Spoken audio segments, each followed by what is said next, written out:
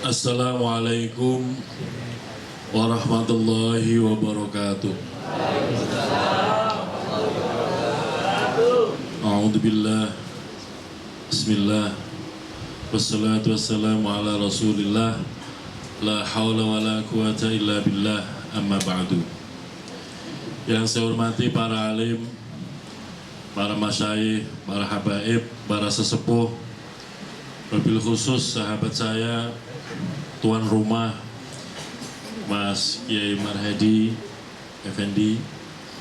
Yang saya hormati sahabat saya Mas Kiai Dr. Juriardiantoro, Bapak, Ibu, saudara sekalian, hadirin hadirat yang berkesempatan hadir pada majelis Maulid Nabi yang penuh barokah ini. Saya pengen ralat dulu ya sebelum saya lanjutkan. Mas Marhadi dan juga MC sebetulnya tidak tepat saya disebut Kiai Haji. Saya masih HK, hampir Kiai, jadi belum Kiai, belum pantas lah saya Kiai. Pertama-tama marilah kita bersama-sama memanjatkan puji syukur kepada Allah SWT yang senantiasa melimpahkan rahmat dan nikmat kepada kita sekalian, sehingga kita dapat bertemu di sini bersilaturahim sama-sama tholabul ilmi, dan wabil khusus kita membaca dan juga memperingati Maulid Nabi Muhammad Sallallahu Alaihi Wasallam dalam kondisi iman, Islam, dan sehat walafiat biqauli alhamdulillahi rabbil alamin. Yang kedua, marilah kita bersama-sama membaca sholawat dan salam kepada junjungan kita, tuntunan kita, Nabi besar Muhammad Sallallahu Alaihi Wasallam. Dengan iringan doa, semoga kita semua diakui sebagai umatnya Kanjeng Nabi Muhammad, dan fi yaumil akhir nanti kita bersama-sama mendapatkan doa syafaat beliau. Amin Allahumma amin. Ibu bapak yang kami hormati, saya mohon maaf datang terlambat karena tadi saya baru perjalanan pulang kampung dari Semarang. Setiap saya usahakan untuk menengok ibu saya karena kebetulan ibu saya sedang dirawat di rumah sakit. Pada majelis yang baik ini saya mohon tambahan doa dengan barokah Fatihah, semoga ibu saya diberikan kesembuhan, kesehatan, dan kita semua diberikan kesehatan, saudara-saudara kita yang sedang sakit diberikan kesembuhan. Liridhaillah wa syafaati Rasulillah bi barakati al-Fatihah.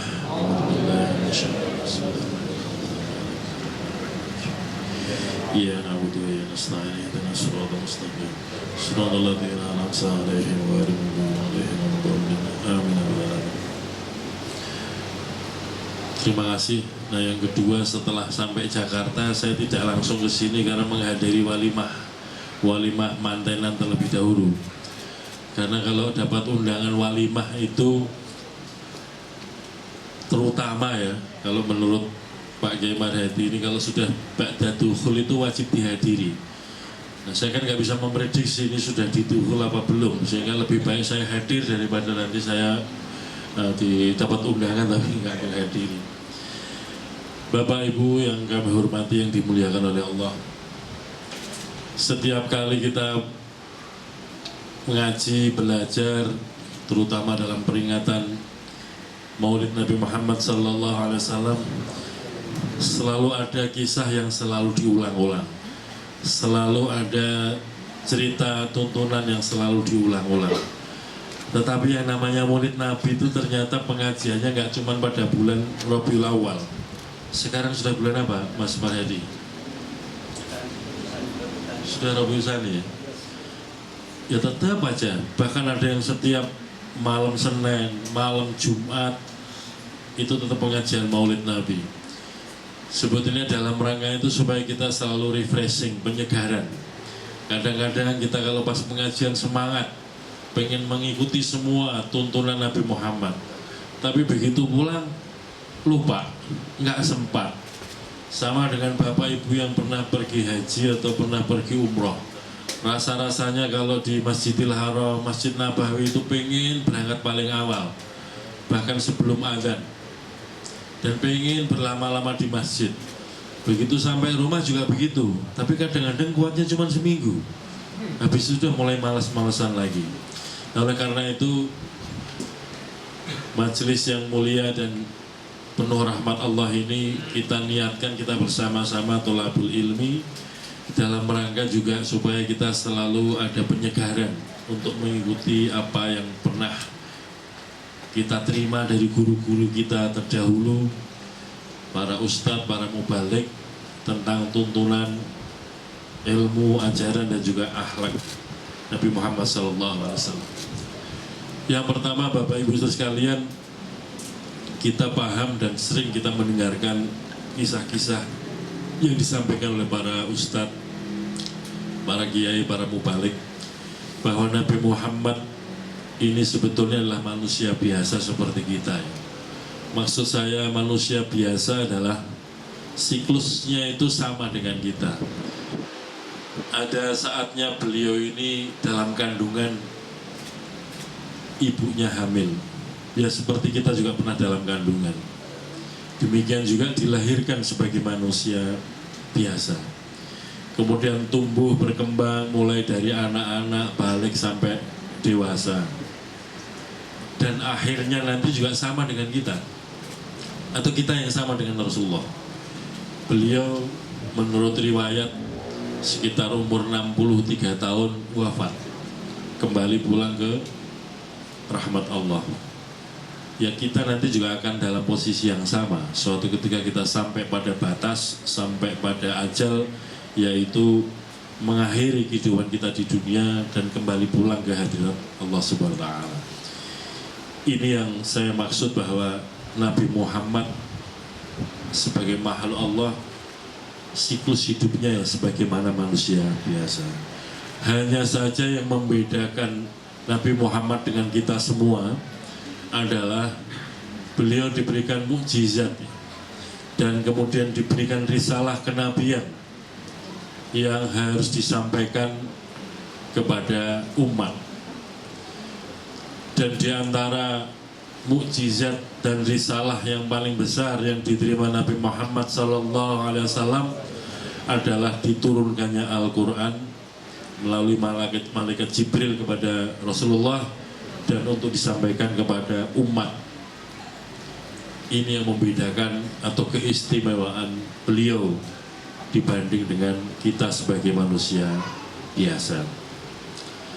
Bapak Ibu saudara sekalian, sebagaimana nabi-nabi yang terdahulu sebelum Nabi Muhammad, karena di dalam Al-Quran juga sering kita dengarkan, sering kita baca bahwa salah satu wujud keimanan kita adalah mengimani adanya nabi-nabi rasul sebelum Nabi Muhammad. Demikian juga kita harus mengimani adanya kitab yang diturunkan oleh Allah melalui rasul-rasul tertentu. Dan Al-Quran adalah sebagai kalam akhir dari risalah kenabian yang pernah diturunkan kepada nabi-nabi sebelumnya. Bapak Ibu masih ingat ya nama-nama kitab yang diturunkan sebelumnya kepada nabi-nabi sebelum Nabi Muhammad? Ada kitab Zabur diturunkan kepada Nabi siapa? Nabi Daud. Ada kitab Taurat diturunkan kepada Nabi Musa. Ada kitab Injil diturunkan kepada Nabi Isa. Dan pamungkasnya adalah kitab Al-Quran yang diturunkan kepada Nabi Muhammad SAW. Nah, saya kira kita penting untuk merenungkan kembali, menyegarkan kembali, atau kita mengambil hikmah dari apa yang telah diturunkan oleh Allah kepada Nabi Muhammad, yaitu kitab suci Al-Quran. Jadi kalau kita biasanya pengajian ini atau ayat ini paling sering disampaikan, diingatkan kembali kepada kita itu pada bulan Ramadan, yaitu bulan turunnya Al-Quran.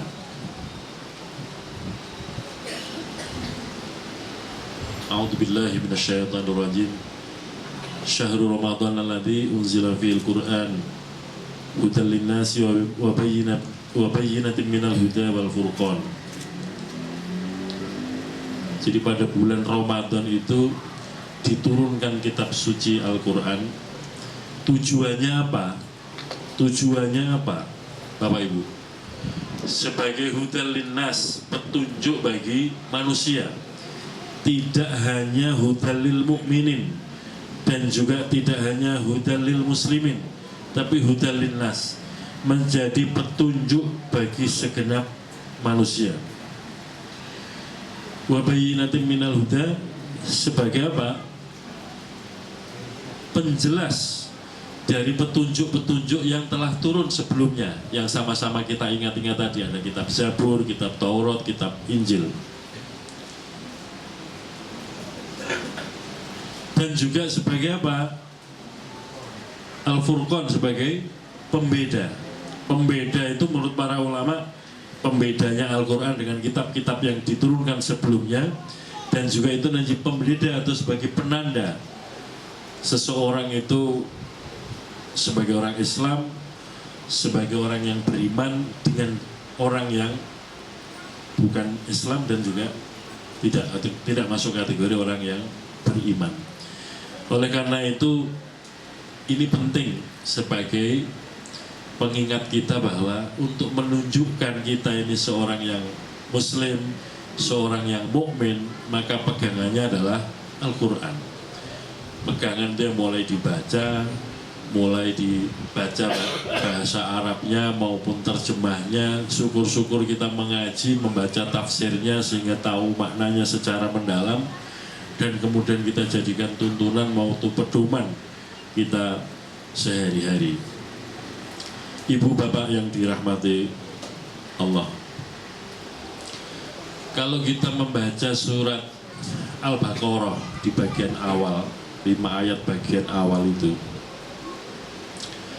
yang paling sering kalau kita baca, kalau baca tahlilan ini, Alif Lam Mim, Dzalikal kitabu la raiba fih. Dzalikal kitabu la raiba fih. Apa maksudnya kitab itu? Kitab yang dimaksud adalah kitab Al-Quran, yang tiada keraguan bagi kita sekalian terhadap keberadaan Al-Quran, isinya, maknanya yang diturunkan kepada Rasulullah, dan untuk diajarkan kepada kita semua. Sebagai apa Alkitab tadi itu? Sebagai apa? Hudan lil muttaqin, sebagai petunjuk orang-orang yang takwa. Nah, inilah uniknya Al-Quran ya. Jadi antar ayat bisa jadi nanti kita ketemu ayat yang lain di surat yang lain, itu istilahnya saling memaknai. Kalau kita mau bertanya Alkitab itu apa, kemudian muttaqin, orang-orang yang bertakwa itu siapa, itu dijawab langsung oleh Al-Quran sendiri. Yang pertama apa ciri-cirinya orang yang bertakwa menurut surat di bagian awal, ayat-ayat di bagian awal surat Al-Baqarah?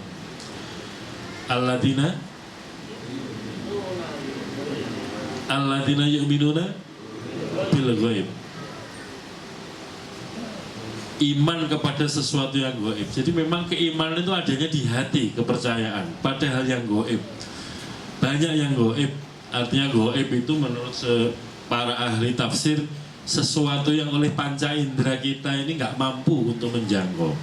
Tapi kita harus yakin. Misalkan kita sholat menghadap kiblat, diawali dengan niat lillahi ta'ala, sholat untuk Allah. Mungkin indera kita, akal kita nggak mampu. Allah ini seperti apa, dan seterusnya dan seterusnya. Tapi kita harus yakin bahwa Allah ini adalah sesembahan kita, di mana kita harus menyembah. Maka ini sering digunakan istilah kalau dalam bahasa Arab, ilah, sesembahan. Tapi juga seringkali istilah yang digunakan adalah Rob.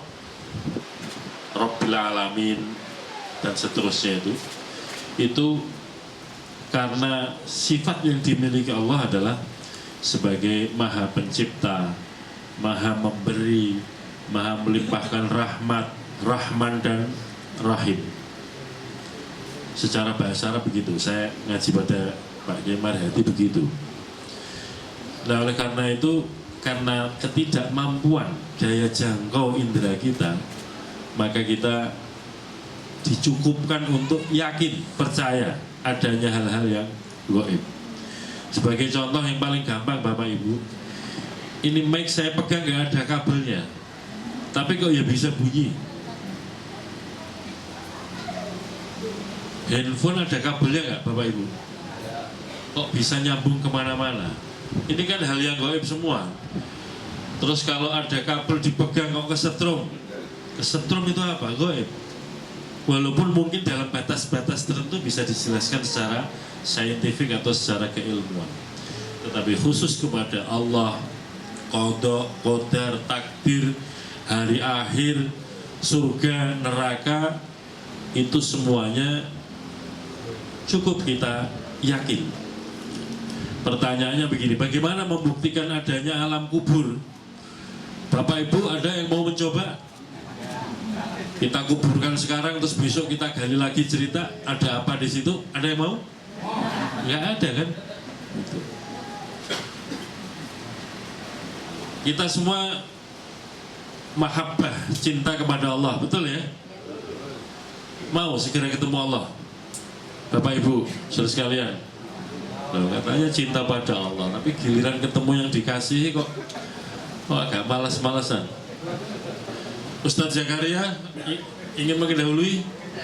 Kalau mendahului saya segera laporkan. Oh, bareng-bareng supaya segera dapat panggilan. Banyak kisah-kisah seperti ini. Contoh yang paling dekat tentang hal yang gaib itu ya kematian. Ada yang Bapak Ibu bisa memprediksi, mengira-ngira kira-kira kita mau mati kapan? Kayaknya nggak ada. Tetapi yang namanya kematian itu pasti kehadirannya. Contoh yang paling konkret ya ketika kurang lebih 2 tahun kemarin saat kita dilanda musibah COVID. Makanya peristiwa yang pantas buat siapa saja, tanpa pandang umur, tanpa pandang jenis kelamin, tanpa pandang status di kematian. Anak kecil mati, pantas gak? Pantas gak Bapak Ibu? Pantas. Orang tua mati, pantas? Kayaknya lebih pantas ya, karena sudah saatnya kalau batas umurnya ini. Belum kawin, masih jomblo-jomblo, mati pantas? Pantas. Sudah kawin, sudah punya cucu, sudah punya anak, mati pantas? Pantas. Makanya bagaimana kita menyiapkan diri untuk menjemput kematian itu menjadi sesuatu yang penting. Yang ada itu sinyal atau apa namanya, tanda-tandanya di dalam Al-Quran itu, seingat saya 3 atau 4 kali ayat ini diulang-ulang dengan struktur bahasa yang kurang lebih hampir sama. Kata yang digunakan itu di dalam Al-Quran adalah ajal. Ajal itu literally secara harfiah maknanya adalah batas, tetapi seringkali ajal itu dimaknai sebagai apa? Kematian. Di dalam salah satu ayat itu disebutkan, a'udzubillahi minasyaitonirrajim, kullu ummatin ajal fa idza jaa ajaluhu la yastakhiruna sa'atan wala yastaqdimun. Jadi setiap umat itu pasti akan tiba, akan ketemu batas ajal. Kalau batas atau ajal itu kita maknai kematian, kita akan ketemu kematian. Kalau sudah tiba saatnya, la yastakhiruna sa'atan, tidak bisa dimundur-mundurkan walau sesaat. Sesaat itu bisa detik, bisa menit, bisa jam, nggak bisa diakhirkan atau dimundurkan. Wala yastaqdimun, nggak bisa juga dimajukan. Kalau sudah tiba saatnya, sudah tiba aja. Nah, ini nggak bisa kita prediksi. Oleh karena itu, kita hidup di dunia ini harus proporsional, harus adil, diantaranya untuk mempersiapkan kematian. Karena apa Bapak Ibu sekalian, kalau mengikuti apa? Riwayatnya Nabi Muhammad, beliau wafat sekitar umur 63 tahun. Bapak Ibu ada yang umurnya lebih dari 63 tahun? Banyak kan? Berarti sudah dapat bonus. Harus disyukuri. Ada yang sudah mendekati? Ada. Siap-siap Pak, siapa tahu pas 63 tahun. Nah ini harus kita sadari bahwa kita ini ada batasnya. Dan ada yang pernah pergi dalam kematian kemudian kembali lagi? Ada atau enggak? Ada enggak? Mungkin mbah kita, bapak kita, ibu kita yang sudah mendahului meninggal, ada enggak pulang kembali? Enggak ada. Berarti perjalanannya kan panjang. Betul enggak? Nah, kalau kita pergi umroh biasanya 9 hari, 2 hari perjalanan, 7 hari di Haramain, 4 hari di Mekah, 3 hari di Madinah. Itu kan butuh bekal. Orang pergi haji yang reguler sekitar 40 hari butuh bekal. Yang muda-muda kalau sekolah, mondok juga butuh bekal. Padahal nanti pulang lagi, itu pun butuh bekal. Kalau yang pergi nggak pulang-pulang, kira-kira bekalnya sedikit atau banyak, Bapak Ibu? Harusnya banyak. Nah pertanyaannya, kita ini pernah ngitung-ngitung nggak bekal kita sudah seberapa? Sudah cukup atau belum? Nah, yang paling penting kita menyadari bekal kita ini belum cukup. Maka kalau bekal kita belum cukup, maka kita akan berusaha untuk memperbanyak atau menguati bekal kita. Bekal itu tidak hanya, mohon maaf ya, yang namanya ibadah itu tidak hanya yang namanya sholat, zakat, haji, tidak hanya itu. Banyak sekali.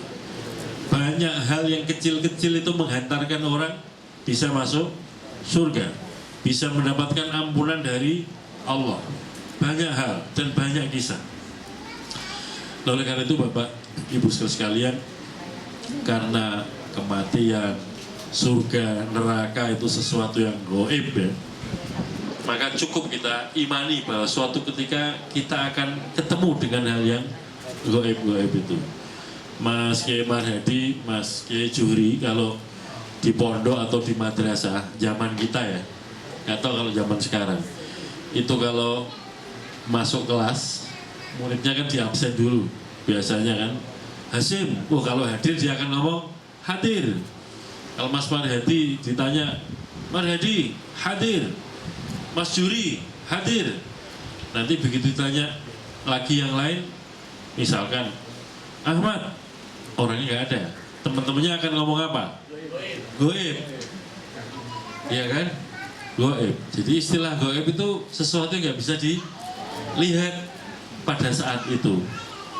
Nah, oleh karena itu salah satu tanda orang bertakwa adalah iman terhadap hal-hal yang bersifat goib.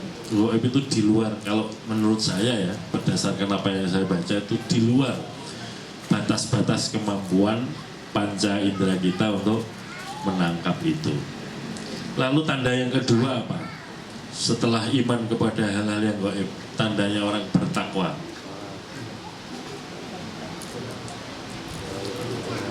Apa? Wa yuqimunas shalah. Kalau bahasa Jawa itu ngedekno sholat, mendirikan sholat. Mengapa sholat itu selalu disebut sebagai sering disebut-sebut oleh Al-Quran sebagai salah satu amalan yang selalu diingatkan untuk kita dirikan atau kita laksanakan?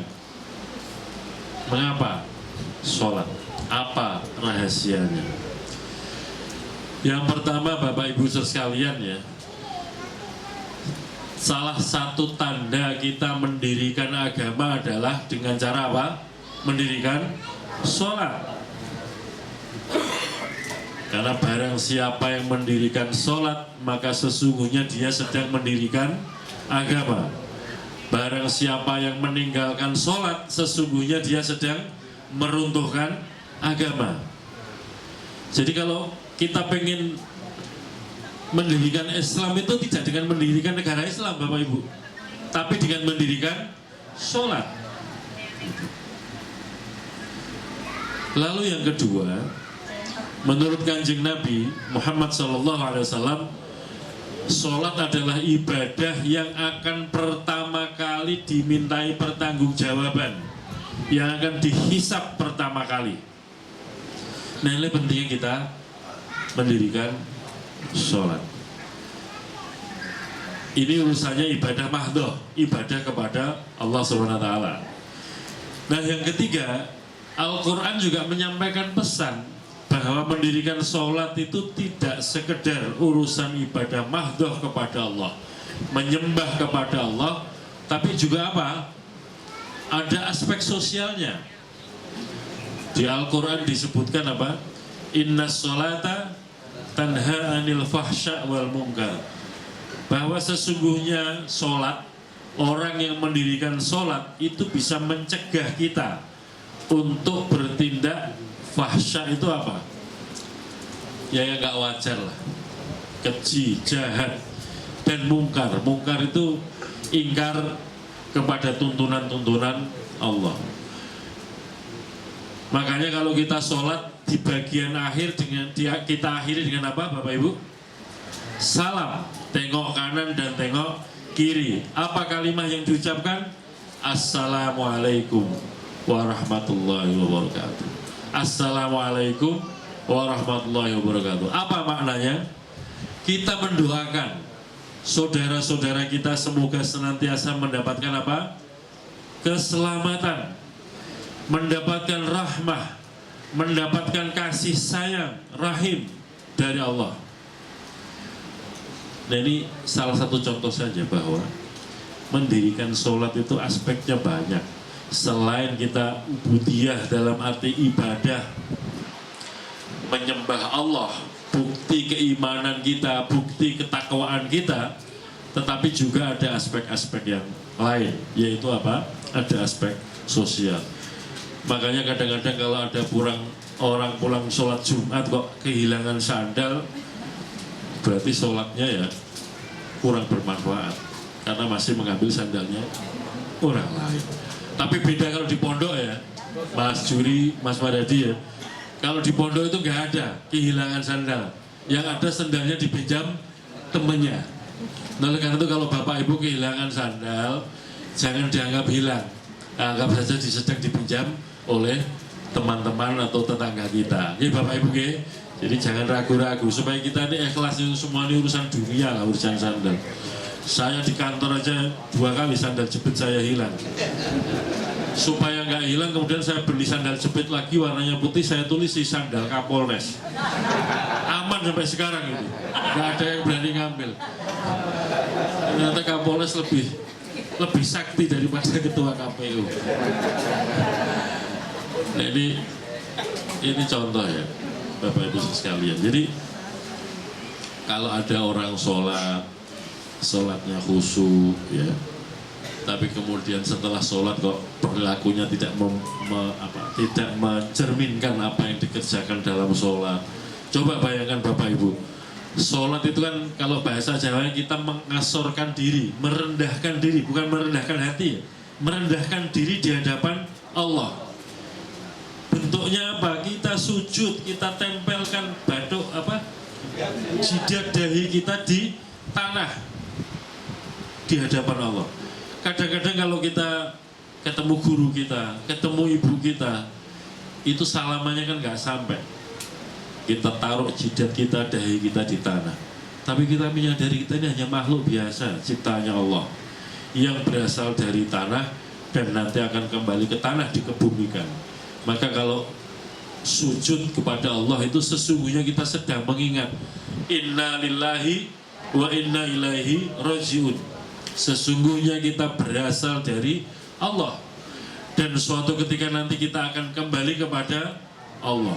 Pasrah, iyyaka na'budu wa iyyaka nasta'in. Hanya kepada Allah kita menyembah, kita mengabdi, dan hanya kepada Allah kita minta pertolongan. Makanya jangan ragu-ragu Bapak Ibu, kalau kita sedang bahagia, kita sedang sedih, ya bentuknya sholat. Kalau sedang bahagia bentuknya apa Bapak Ibu? Sujud syukur. Kalau sedang minta petunjuk, sholat istikharah. Kalau minta hujan, sholat istisqa. Kalau pengen hajat-hajat yang macam-macam itu sholat hajat, qiyamul lail, sholat tahajud. Maka dengan sholat itu ya sesungguhnya kita memohon, berdoa. Karena pada dasarnya as-sholah itu doa, berdoa kepada Allah Subhanahu wa taala.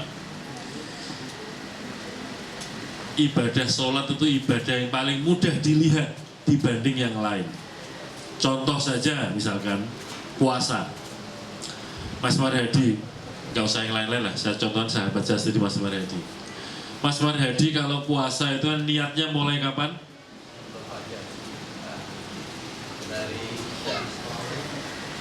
Ya. Tetapi mulai puasanya mulai kapan? Mulai kapan? Begitu fajar terbit itu kan mulai puasa. Dalam arti menahan makan dan menahan minum. Sampai kapan? Sampai maghrib, matahari gurub, matahari terbenam. Pertanyaannya, sebenarnya puasa itu kan bukan soal tidak makan atau tidak minum, tapi ujian kita taat kepada Allah dan menguji kejujuran kita. Mungkin yang muda-muda sama dengan yang pernah saya alami. Yang pernah saya alami dialami Mas Warhadi, dialami Mas Juri. Kalau kita dulu di kampung kan masih ada kali ya, sungai. Nanti begitu ba'da duhur atau ba'da asar itu pura-puranya mandi, padahal menyelam sambil minum air. Yang tahu kita minum atau tidak itu siapa? Hanya diri kita dan Allah. Makanya kejujuran itu diuji diantaranya pada saat bulan Ramadan atau pada saat kita berpuasa.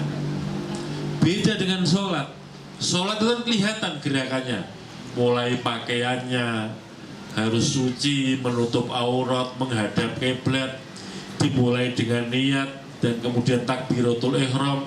Karena ini semuanya pakai gerakan. Sama dengan haji, haji juga ibadah yang dengan gerakan dan juga harus ada biayanya. Bisa dilihat, bisa disaksikan. Makanya yang muda-muda ini biasanya nggak tahu nih, ini pengalamannya Mas Juri, pengalamannya Mas Marhadi. Itu kalau dulu ngapel ya ke calon mertua, calon istri, itu biasanya kan orang tuanya nguji sholatnya gimana nih. Itu kemudian sholatnya apa namanya? Apa istilahnya? Dihusuk-husukkan. Bacanya difasih-fasihkan. Bukan karena lillahi ta'ala ya, tapi karena apa? Lil mertua. Waduh, ini kalau nggak bener bisa nggak dapat ini. Makanya berangkatnya itu udah latihan betul. Karena bisa dilihat Bapak Ibu saudara sekalian. Beda dengan apa itu namanya? Puasa. Oleh karena itu ketika kita mau sholat tuh harus betul-betul hening, harus betul-betul apa namanya, satu tujuan niatnya untuk ibadah kepada Allah SWT. Tapi kadang-kadang saking khusyuknya kita sholat, yang lain-lain seringkali yang tadi kelupaan itu jadi ingat.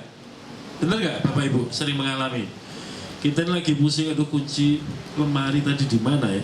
Begitu kita takbiratul ihram, Allahu Akbar, kabiro, alhamdulillah gitu. Jadi kemudian muter. Tadi aku masuk, ini di sini, taruh di sini. Oh mungkin di atas kulkas kayaknya kuncinya.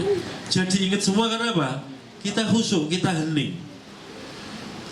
Lupa kepada Allah tapi ingat pada kunci lemari. Makanya untuk khusyuk itu bukan perkara yang mudah juga. Harus diniati betul.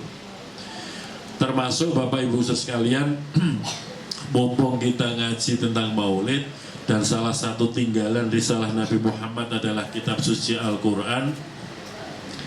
Bapak Ibu sekalian, di dalam sholat itu sesungguhnya hanya ada dua rukun qauli atau kewajiban yang bacaan atau bacaan yang wajib dibaca.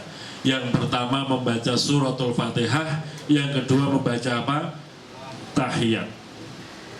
Jadi yang lain-lain semuanya itu hukumnya adalah sunnah. Makanya Karena kebetulan saya dari Kudus, asli saya Kudus Bapak Ibu. Di Kudus itu ada standar ngaji Quran itu yang diajarkan oleh almarhum Mbah Kiai Arwani, amin. Beliau ini pondoknya pondok hufat Al-Quran dan juga membuka pengajian untuk umum. Yang dijadikan ukuran ngajinya adalah ngaji surat Al-Fatihah dan ngaji tahiyat. Oleh karena itu Bapak Ibu sekalian, para alim, para kiai, para ustadz, ustadzah, saya sangat menyarankan monggo kita bersama-sama untuk memperbaharui belajar kita untuk membaca suratul Fatihah dan membaca tahiyat. Soal sholat diterima atau tidak itu sepenuhnya urusannya Allah. Tetapi secara syar'i sah dan tidaknya sholat, khususnya untuk bacaan, itu adalah bagaimana kita membaca suratul Fatihah dan membaca tahiyat. Ini saya kira penting, karena makharijul huruf, tempat keluarnya huruf dalam membaca Al-Quran itu kan menentukan seseorang itu fasih atau tidak. Dan disitu latihan, tidak sekedar membaca tapi latihan untuk mengucapkan atau melafadzkan itu. Kemudian bagi bapak-bapak atau ibu-ibu yang menjadi imam buat ibu-ibu ya, penting juga ini kita pelajari. Saya mendengarkan ini saat khutbah Jum'ah yang disampaikan oleh Mbah Kiai Turehan Al-Juri Asy-Syarafi dari Kudus juga, yang terkenal beliau ahli fikih, ahli usul fikih dan juga ahli ilmu falak, ilmu perbintangan yang menghitung kapan awal Ramadan, kapan Syawal itu. Dalam sebuah khutbah Jum'ah beliau menyarankan begini, supaya para imam, sebenarnya bukan para imam saja ya, orang kita semua ini kalau sholat, supaya sholatnya itu khusyuk, itu diantaranya ketika melaksanakan ruku itu agak diperpanjang sedikit dibanding yang lain. Mengapa? Terutama untuk para imam. Karena ukuran seseorang itu sholat itu adalah berapa rukuknya. Betul ya? Sholat subuh berapa rakaat Bapak Ibu? 2 rakaat. Ukurannya apa 2 rakaat? Karena rukuknya 2 kali. Sholat isya berapa rakaat? 4. Ukurannya apa? Karena rukuknya 4 kali. Sholat maghrib berapa rakaat? 3 rakaat. Ukurannya apa? Karena rukuknya 3 kali. Makanya kemudian ada yang disebut dengan makmum apa? Masbuk. Karena dia ketinggalan rukuknya imam, maka harus menambah 1 rakaat lagi. Kalau sholat maghrib misalkan, ya dia datang imamnya sudah sujud misalkan, maka kemudian kalau dia makmum kehilangan 1 rukuk, dia harus mengganti 1 rakaat lagi atau 1 rukuk lagi. Nah ini ukurannya adalah rukuk. Nah, oleh karena itu imam-imam yang demokratis ya, yang memperhatikan makmumnya supaya makmumnya nggak ketinggalan dalam sholat jamaah, maka rukuknya agak diperpanjang sedikit supaya kemudian makmumnya tidak perlu mengganti atau tidak perlu menambah 1 rukuan lagi atau 1 rakaat lagi, tapi masih masuk di dalam jamaahnya sang imam. Jadi hikmahnya ya kita belajar itu, karena di dalam Al-Quran perintahnya adalah warka'u ma'ar raki'in, rukuklah bersama orang-orang yang rukuk. Dan menurut tuntunan sholat, ukurannya rakaat itu hitungannya adalah rukuknya berapa, bukan sujudnya berapa kali. Ini tadi kok sampai sana itu ngaji apa kita nih? Oh, salah satu tanda orang bertakwa. Yang pertama iman kepada hal-hal yang gaib, yang kedua mendirikan sholat. Ya. Jadi nanti Bapak Ibu kalau sudah meninggal, saya pastikan ya, walaupun saya belum pernah mati, tidak akan ada pertanyaan kubur, Mas Marhadi waktu di Indonesia mendirikan negara Islam nggak ada pertanyaan itu. Yang ada pertanyaan adalah Mas Marhadi mendirikan sholat atau tidak. Ini yang akan jadi pertanyaan. Jadi nggak perlu ragu-ragu.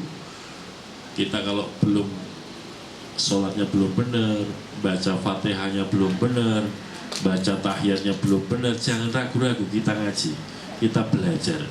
Banyak kiai, banyak ustadz banyak ustadzah yang menyediakan diri untuk mengajarkan kembali membaca suratul Fatihah, membaca tahiyat supaya kemudian menyempurnakan sholat kita.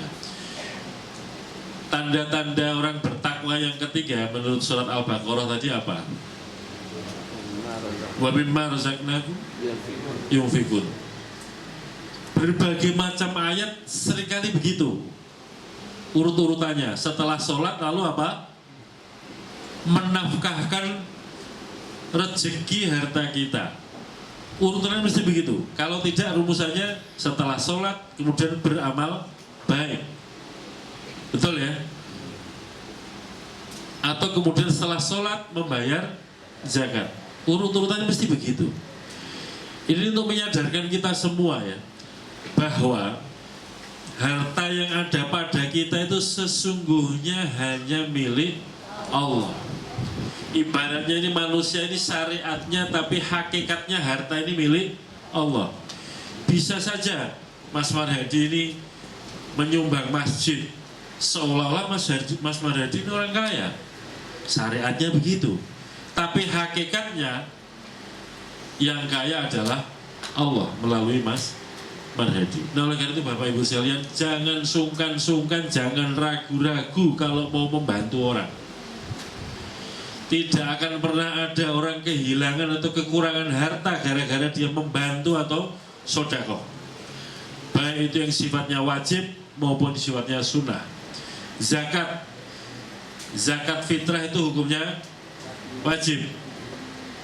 Ada ukurannya nggak? Orang miskin itu harus bayar nggak? Orang miskin itu harus bayar zakat fitrah nggak? Bayar. Sepanjang masih apa? Bernafas. Sepanjang masih bernafas. Beda dengan yang lain-lain ya. Itu hukumnya macam-macam. Dan oleh karena itu bagi kita semua, apapun ya, seperti rezeki itu tidak selalu uang ya. Bapak Ibu saudara sekalian yang hadir di sini semuanya bernafas? Bernafas? Bayar apa tidak? Bayar apa enggak? Gratis. Nah, kalau pengen bersyukur kesehatan kita, sering-seringlah datang ke rumah sakit. Lihat orang yang nafasnya harus pakai nafas bantuan, dan itu harus bayar. Kalau sudah begitu, maka rasa syukur kita insya Allah akan muncul, akan bertambah rasa syukur kita kepada Allah. Makanya yang namanya beramal soleh, berbuat baik, membelanjakan rizki, menafkahkan rizki untuk sedekah apapun ya, termasuk anak-anak kita, menyekolahkan anak-anak kita, memondokkan anak-anak kita, mengajikan anak-anak kita, supaya kemudian ilmunya cukup dan memadai. Itu juga bagian dari kita, cara kita beramal soleh dan juga kita bersedekah. Masih ada lagi ciri-ciri orang bertakwa menurut ayat-ayat awal surat Al-Baqarah.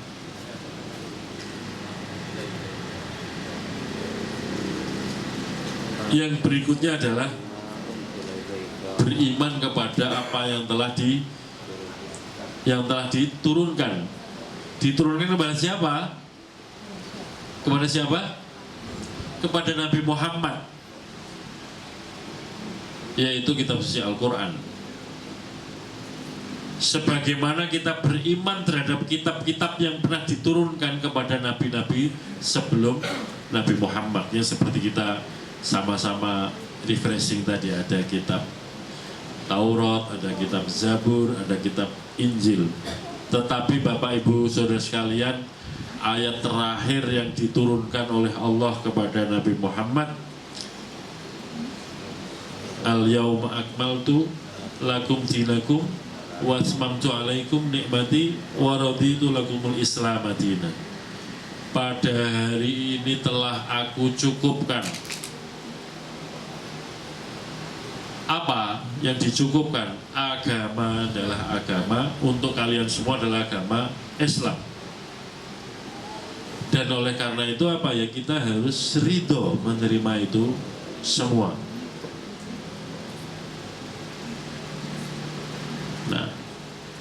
ini agama Islam itu agama yang mana, agama atau risalah, tuntunan, pedoman yang dibawa oleh Nabi Muhammad SAW, sebagaimana yang ditulis, sebagaimana yang disabdakan oleh Allah melalui Al-Quran dan juga melalui sunnah-sunnah Rasul, baik itu berupa hadis ataupun perilaku-perilaku Kanjeng Nabi Muhammad SAW. Ini yang saya kira penting. Yang terakhir, Bapak Ibu sekalian, masih kita lanjutkan sampai jam berapa ini? Sekarang jam 11 kurang seperempat. Sampai subuh kuat?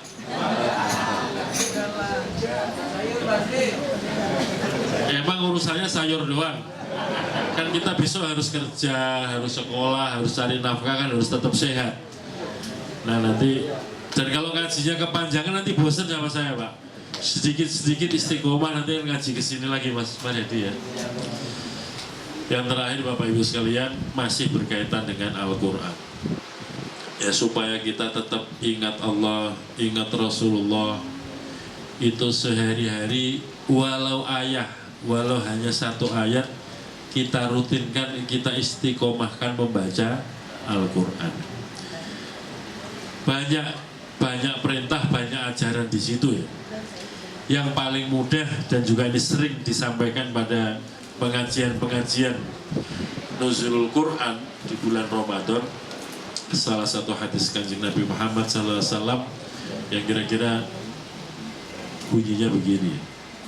Nanti kalau kurang pas saya diingatkan Mas Marhadi. Man qara'a harfan min kitabillahi falahu hasanatun wal hasanatu bi asyri amthaliha. La aqulu alif lam mim harfun walakin alifun harfun walamun harfun wa mimun harfun. Jadi Nabi mengatakan bahwa barang siapa membaca mengqara'a harfan, satu huruf dari Al-Quran, maka akan mendapatkan satu kebaikan.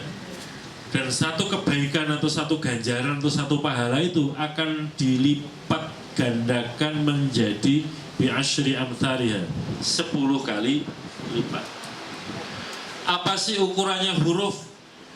Nabi Muhammad mengatakan, la aqulu alif lam mim harfun. Saya tidak mengatakan alif lam mim itu satu huruf, tetapi walakin alifun harfun walamun harfun wa mimun harfun. Alif itu satu huruf, lam satu huruf, dan mim satu huruf. Kenapa sih Nabi Muhammad pakai hitung-hitungan begini? Ya karena Nabi Muhammad paham betul umatnya ini pegangannya kalkulator soal ibadah. Benar nggak Bapak Ibu? Dikit-dikit, waduh kalau saya baca ini anunya pahalanya apa ya? Kalau baca ini pahalanya apa? Dan seterusnya. Nah itulah cara Nabi Muhammad untuk apa? Memasuki cara berpikir, cara berperilakunya umatnya itu begitu. Supaya ada semangat membaca, maka ada iming-imingnya. Iming-iming itu bahasa Indonesianya apa ya? Sama ya? Iming-imingnya ya supaya kemudian bergairah, bersemangat untuk membaca Al-Quran. Misalkan kita hafalnya surat Fatihah. Surat Fatihah itu 7 ayat mulai dari Bismillahirrahmanirrahim sampai waladhdallin. Bismillahirrahmanirrahim. Bapak Ibu mohon dihitung. Saya dibantu menghitung. Susah kan? Mulai ba sampai mem. Berapa huruf? Yakin 11? 9? Oh 19. Kalau 19 masing-masing huruf kita baca mendapatkan satu pahala dan kemudian dilipatkan 10 kali, berarti berapa kebaikan? 190. Itu baru Bismillahirrahmanirrahim. Nanti sampai rumah dihitung Bapak Ibu ya. Mulai Bismillahirrahmanirrahim sampai waladhdallin. Kalau ada yang kurang kerjaan silakan dihitung Bismillah sampai minal jinnati wan nas. Surat An-Nas paling akhir.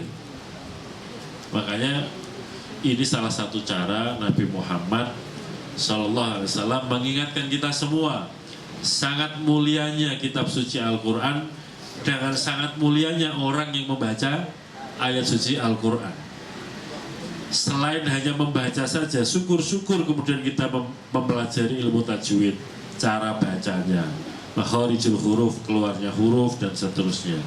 Kemudian belajar tafsir dan seterusnya.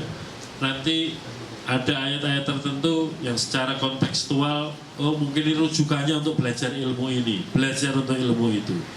Jadi sesungguhnya kalau kita ambil hikmah dari Maulid Nabi Muhammad SAW dengan mengingat-ingat, mengupas Al-Quran, maka sesungguhnya salah satu semangat Maulid Nabi adalah tolabul ilmi, mencari ilmu. Karena Nabi sendiri mengingatkan bahwa tolabul ilmi, mencari ilmu itu kewajiban bagi siapa? Muslimin wal muslimat. Tidak ada batasan umur, mulai dari apa istilahnya? Tiang ayunan ya, dari ayunan ya sampai masuk ke liang kubur. Bahkan juga Nabi pernah mengisahkan untuk ukuran sampai jauh kemana kita belajar, walau bisin, walau sampai Cina. Bisa jadi itu karena soal jarak, bisa jadi karena mungkin Cina peradabannya tinggi. Misalkan seperti teknologi kertas, teknologi mesiu, itu semua kan bikinan temuan dari orang-orang Cina. Intinya bahwa Nabi Muhammad selalu memberikan semangat kepada kita semua untuk selalu belajar, baik masih kecil sampai tua, sampai sebelum masuk liang lahat, sampai sebelum wafat, kita selalu diberikan semangat untuk belajar. Demikian juga soal ibaratnya itu walaupun jauh harus ditempuh. Mas Juri, Mas Marhadi, bukannya tidak ada sekolahan di Indonesia, tapi karena ada sesuatu ilmu yang menarik di Malaysia, maka belajarnya itu sampai ditempuh sampai ke Malaysia. Artinya belajar dimanapun, sampai di kemanapun, umurnya mulai dari berapapun sampai kapanpun, sampai kita nggak bisa ngapa-ngapain masuk kubur.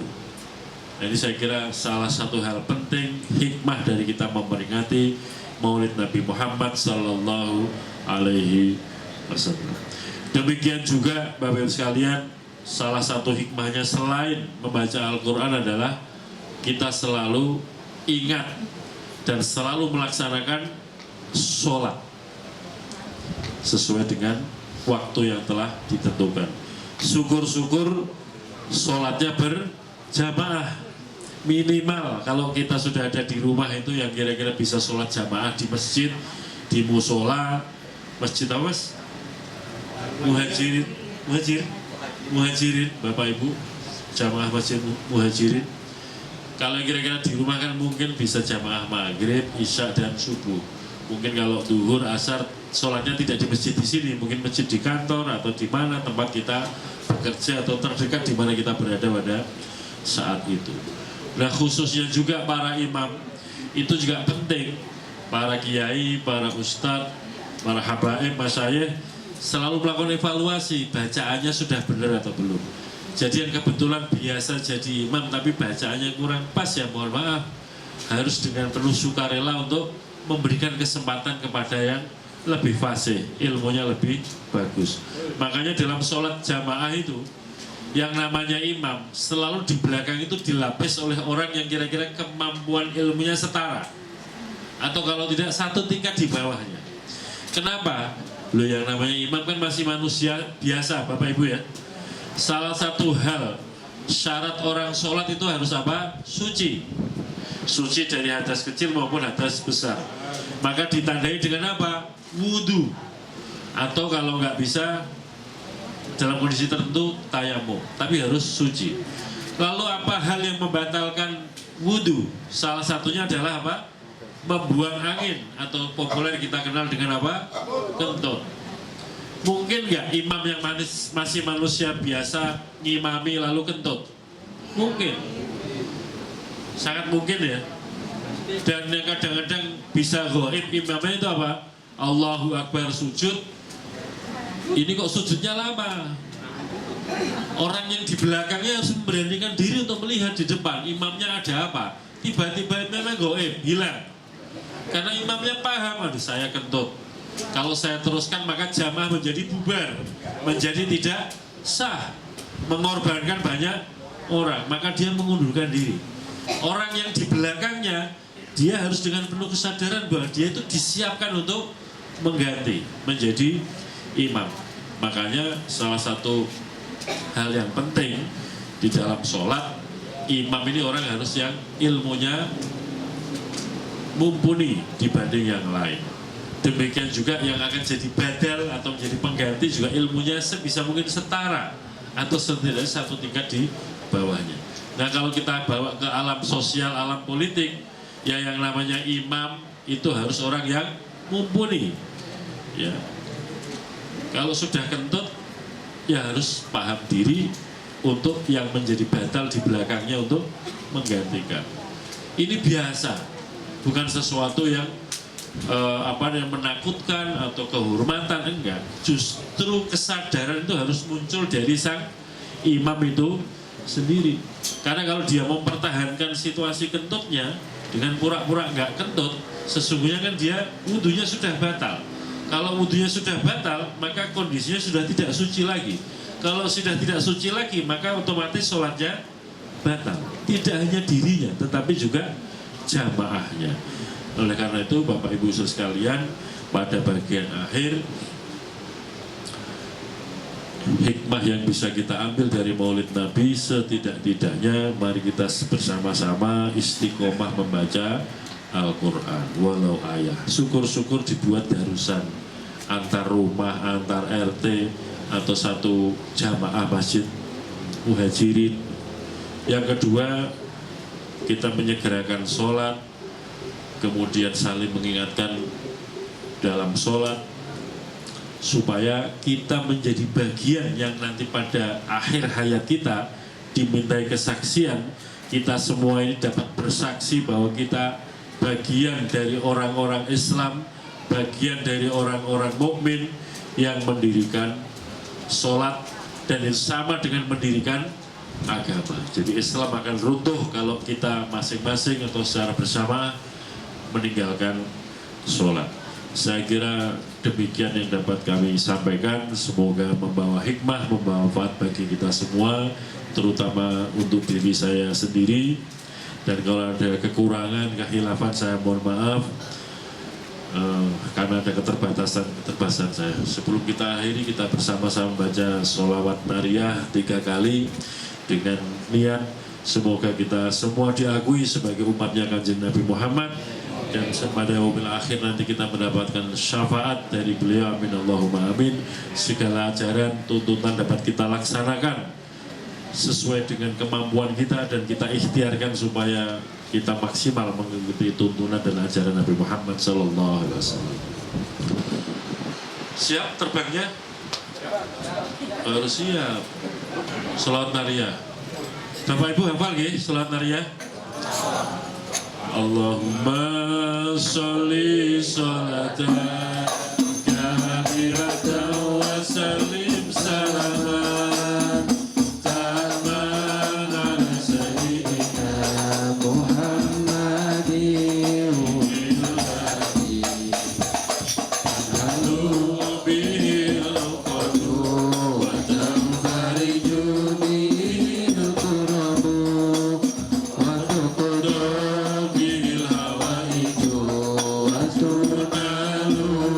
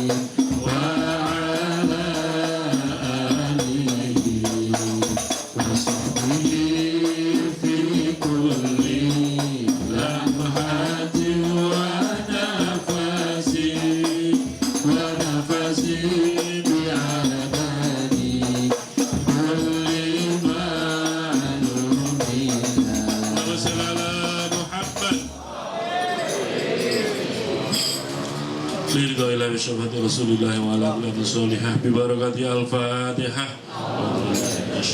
بسم الله الرحمن الرحيم الحمد لله رب العالمين الرحمن الرحيم مالك يوم الدين إياك نعبد وإياك نستعين اهدنا الصراط المستقيم صراط الذين أنعمت عليهم غير المغضوب عليهم ولا الضالين.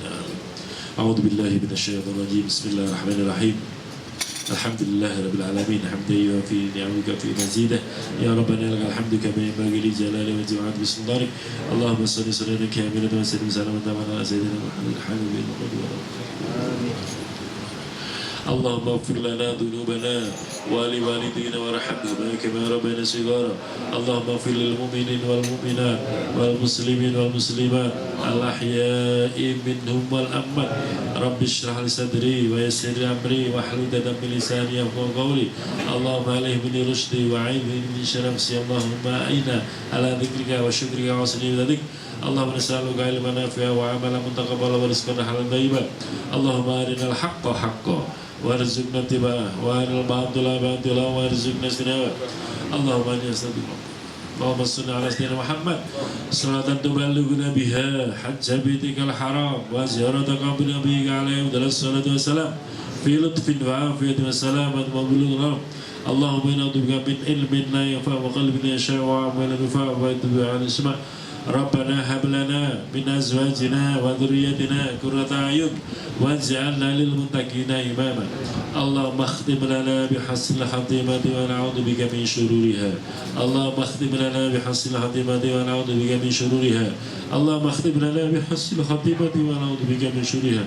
اللهم اجعل حجنا حجا مبرورا وسعينا سعيا مذكورا وذنبنا ذنبا مغفورا واملا املا مقبولا وتجارة تجارة لا تبور برحمتك يا ارحم الراحمين. اللهم نسألك رضاك والجنة ونعوذ بك من سخطك والنار. اللهم انك عفو كريم تحب العفو فاعف عني يا كريم. اللهم نسألك سلامة في الدين في الدنيا والآخرة والعافية في الجسد وصحة في البدن وزيادة في العلم وبركة في الرزق وتوبة قبل الموت ورحمة عند الموت ومغفرة بعد الموت. اللهم هون علينا في سخط الموت والعفو عند الحساب والفوز بالجنة والنجاة من النار برحمتك يا أرحم الراحمين. الله لا إله إلا هو الحي القيوم لا تأخذه سنة ولا نوم له ما في السماوات وما في الأرض من ذا الذي يشفع إلا بإذنه يعلم بين أيديهم وما خلفهم ولا يحيطون بشيء من علمه إلا بما شاء وسع كرسيه السماوات والأرض ولا يعود حفظهما وهو العلي العظيم ولا يعود حفظهما وهو العلي العظيم ولا يعود حفظهما وهو العلي العظيم ولا يعود حفظهما وهو العلي العظيم ولا يعود حفظهما وهو العلي العظيم ولا يعود حفظهما وهو العلي العظيم ولا يعود حفظهما وهو العلي العظيم. اللهم صل وسلم وبارك على سيدنا محمد الفاتح لما أغلق والحادي سبق نفس الحق بالحق والهادي إلى الصراط المستقيم صلى الله على صحبه حق قدر العظيم. لقد جاءكم رسول من أنفسكم عزيز عليه ما عنتم حريص عليكم بالمؤمنين رؤوف رحيم. فإن تولوا فقل حسبي الله لا إله إلا هو عليه توكلت وهو رب العرش العظيم. قل اللهم مالك الملك تؤتي الملك من تشاء وتنزل الملك من تشاء وتعز من تشاء وتذل من تشاء بيده الخير إنك على كل شيء قدير. رب اغفر لي وهب لي ملكا لا ينبغي لأحد بعدي إنك أنت الوهاب والله يؤتي ملكه من يشاء والله واسع عليم. ربنا آتنا في الدنيا حسنة وفي الآخرة حسنة وقنا عذاب النار وادخلنا الجنة مع الأبرار يا عزيز يا غفار يا رب العالمين. وصلى الله على سيدنا محمد وعلى آله وسلم. سبحان ربك رب العزة عما يصفون وسلام على المرسلين والحمد لله رب العالمين ببركة الفاتحة.